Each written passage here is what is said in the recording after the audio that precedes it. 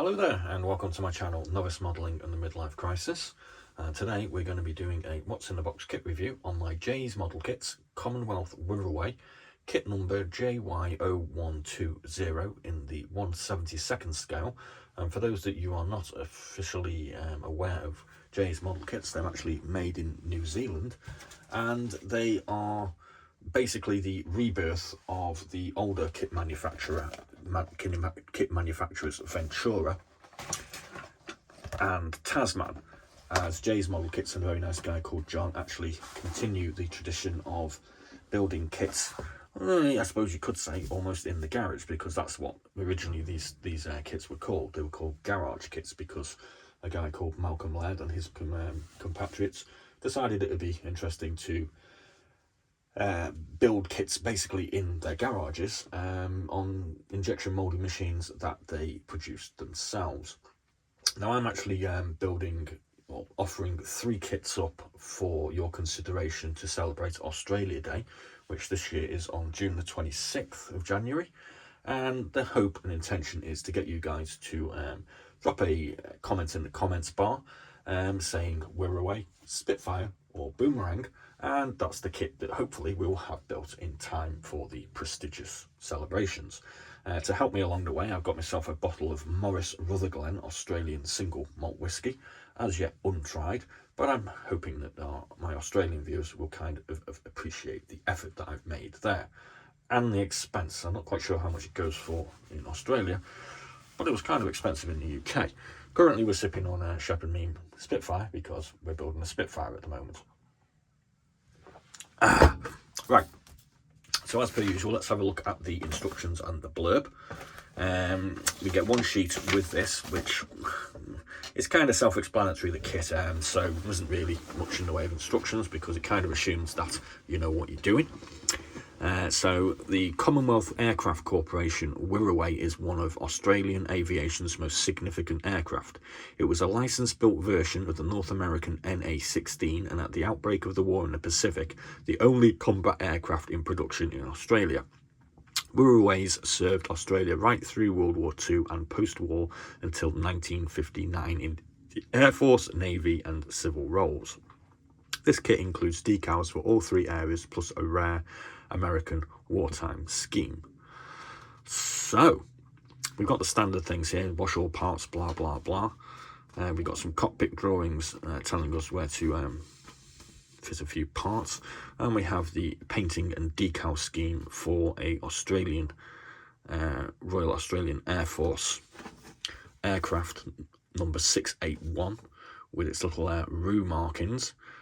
And on the back here we have a Royal Australian Navy aircraft, serial number A20469, and we have the A20527 Royal Australian Air Force done in American markings, and we have an agricultural spraying aircraft, as in here in the 1950s and 60s the Super Spread company used 2 CAC-16 Wirraways as top dressing aircraft. The relevant decals are provided in this kit.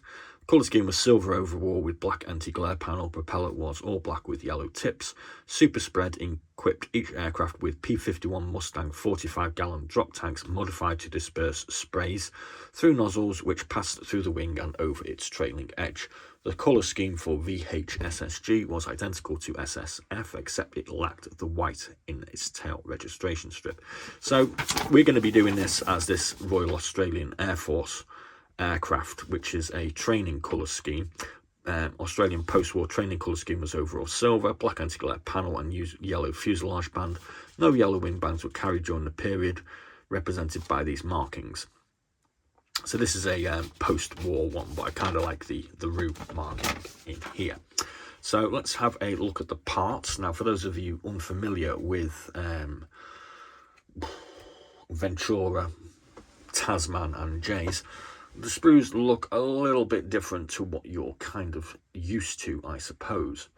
We do get quite thick and heavy mounting points, which do require a bit of attention with our sort of sanding sticks, our rubbing sticks, and our little files.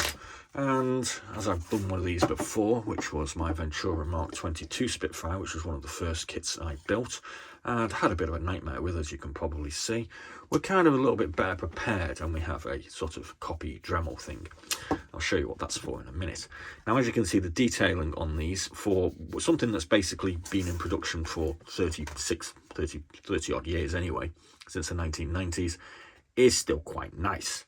You've got lots of panel lines and detail on the ailerons. You've got a nice clear strip here. I have noticed there's an imperfection in the wing, unfortunate, but I think the charm of these sort of things is that they aren't really perfect. So, I mean, that's just an option to have a go at some filling, in my opinion.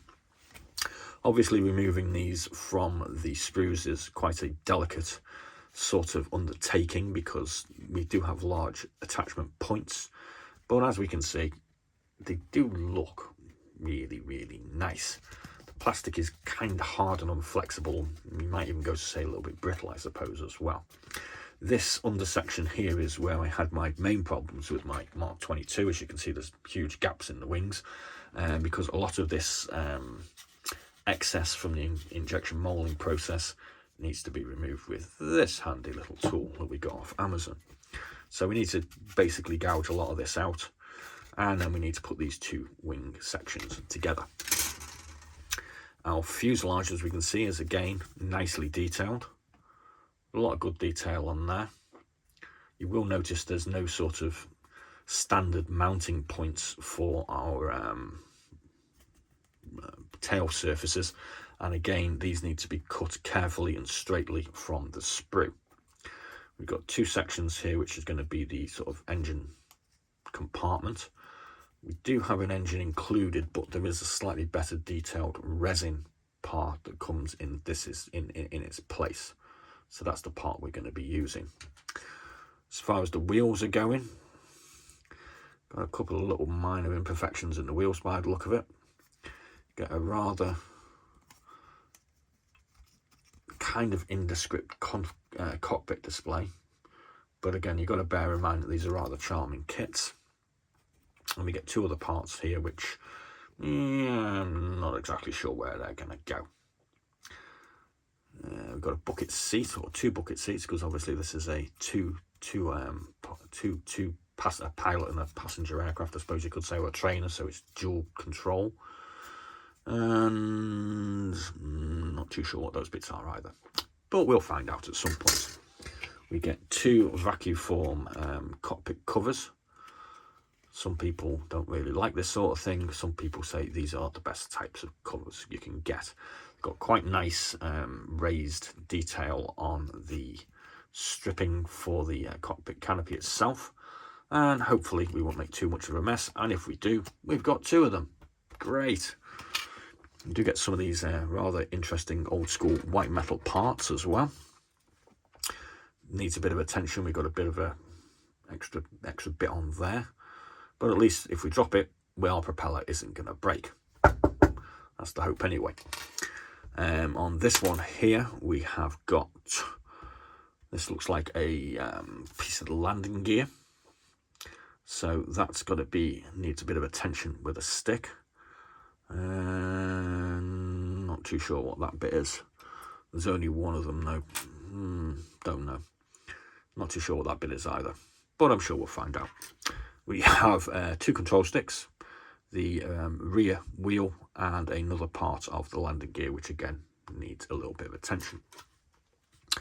And we get a nice set of Ventura 1994 circa decals with this, which comes with three options. We've got a Royal Australian Air Force training one, which is what we're going to be doing. We've got the US Navy, and we've got the Super Spread Aerial Spraying Company as well. So we're going to be doing this up as the A20681. So this one here. We also get some additional decals. Guessing these are probably the US version, not exactly certain. So there we go. So the other kits that we're going to be offering you for selection are the Ventura Australian Spitfire Mark 8, which is kind of an unusual mark. I haven't got any other Mark 8s, I don't think. And this Royal Australian Air Force CA-12 Boomerang by Tasman. There'll be what's in the box kit reviews coming up for those shortly. I'd like to thank Jay's Model Kits for helping me out with this little collection that I've got. I have actually, I think, now finished my collecting spree of these New Zealand garage kits. So I had to actually have, I think, all the Spitfires and Seafires that were produced by Malcolm Laird in the 90s, in addition to these interesting ones, which are the Wirraway. I've got a Corsair, and we've also got some Oxfords, which we will be building this one here for New Zealand Day because we don't want to leave the Kiwis out. And this one was provided free of charge by Jay's Model Kits, which is the modern version Mark 5. And when that comes round for New Zealand Day on February the 6th, we're going to be giving this one away. But obviously we want to press on with Australia Day. So please do get involved and drop a comment in the comments bar as to which particular kit you'd like to see this Muppet Who Makes Models Badly attempt. Like I said, these are quite difficult kits to have a go on. And the whole selection of sort of Tasman Ventura kits are now available from Jay's Model Kits in New Zealand. So you can go to www.jaysmodelkits.com. They're quite competitively priced. I think they cost about, is it 12 New Zealand dollars or something like that. But obviously getting them over here to the UK or just getting them over to the States or whatever is not exactly cheap because, well, we've got to come a long way. But they are a lot cheaper than what you can get online. A pre-loved, unbuilt Tasman or Ventura will set you back around about £20 anyway. So it's probably comparable in price once you take the postage into account. The only Jay's Model Kits that I can find available in Europe is sort of 40 quid. And there are some people selling Oxfords of various vintages available. Some of them, though, cost ridiculous money. So thanks very much for watching. Please do like and subscribe, and please do get involved with our next You Choose My Next build. And like I said, hopefully we'll have the finished kit up and ready for January the 26th. Be seeing you.